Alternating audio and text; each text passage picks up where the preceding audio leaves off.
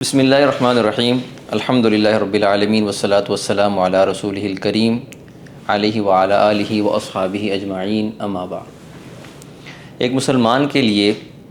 اللہ رب العزت کے اوپر ایمان لانے کے ساتھ ساتھ رسول اللہ صلی اللہ علیہ وسلم پر ایمان لانا اور آپ کا صحیح مقام پہچاننا،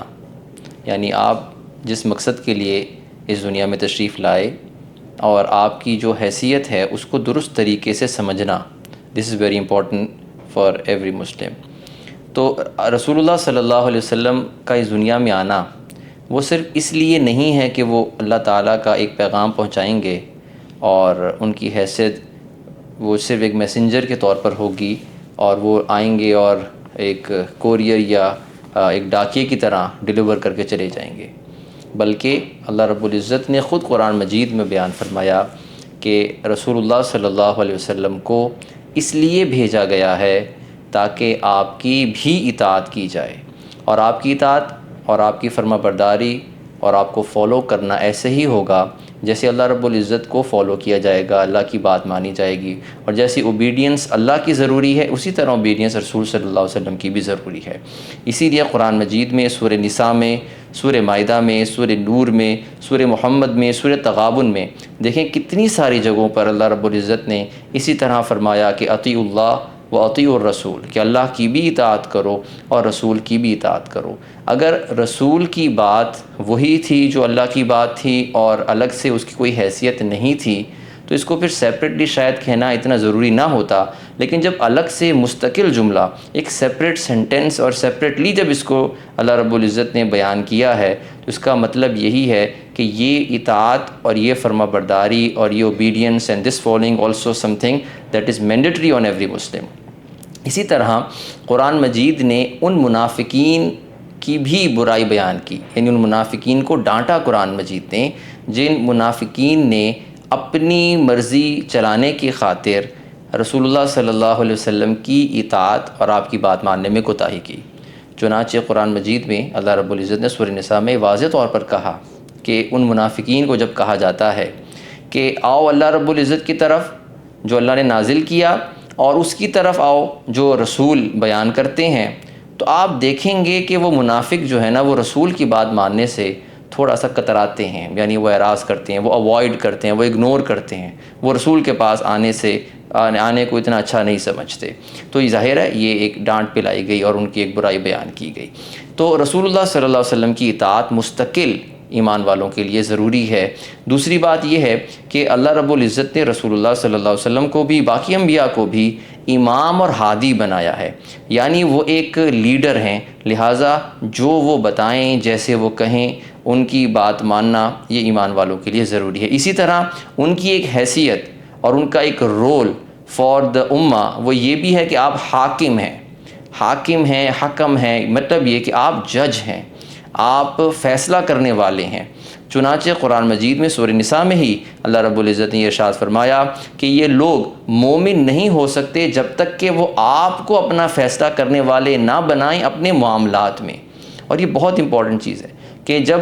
کہیں آپس میں اختلاف ہو، کوئی آرگیومنٹ ہو گیا، کوئی مسئلہ بن گیا، ہو جاتے ہیں، جب انسانی معاشرے میں ہم رہتے ہیں تو اونچ نیچ بھی ہوگی، تو جب کبھی معاملے میں اختلاف ہو، کوئی مسئلہ پیدا ہو جائے تو وہ مسئلہ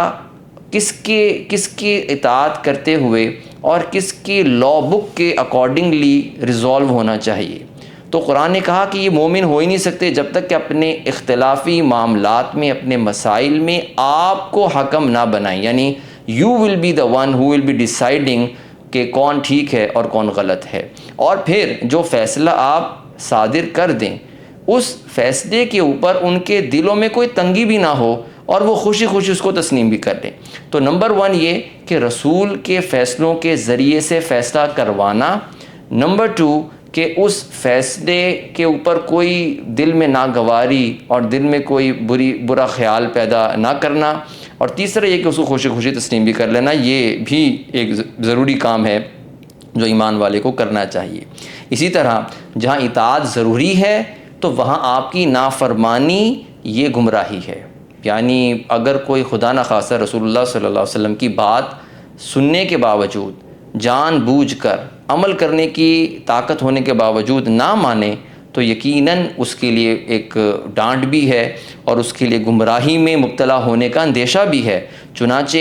قرآن مجید میں سورہ احزاب میں اللہ رب العزت نے ارشاد فرمایا کہ جس نے اطاعت کی اللہ کی اور اللہ کے رسول کی وہ تو کامیاب ہوا، اور قرآن مجید نے اس کو کہا فوزاً عظیما، یعنی اس کی یہ جو کامیابی ہے، یہ کامیابی کوئی چھوٹی کامیابی نہیں ہے، اس کا یہ جو سکسیس ہے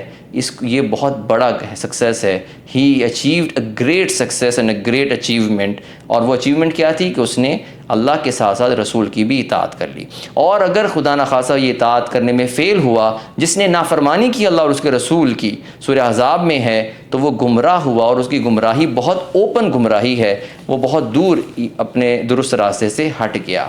اسی طرح رسول اللہ صلی اللہ علیہ وسلم جس چیز سے روکیں اس سے رک جانا، یہ بھی ایک ایمان والے کا ایک شیوا ہے، ایمان والے کی ایک آئیڈینٹی ہے۔ چنانچہ سورہ حشر میں اللہ رب العزت نے ارشاد فرمایا ہے کہ جو رسول تمہیں چیز دیں، مطلب جو ہدایات دیں، جو کام کرنے کا کہیں وہ کر لو، اور جس سے وہ تمہیں منع کریں اس سے تم رک جاؤ۔ اور اسی طرح یہ بھی کہا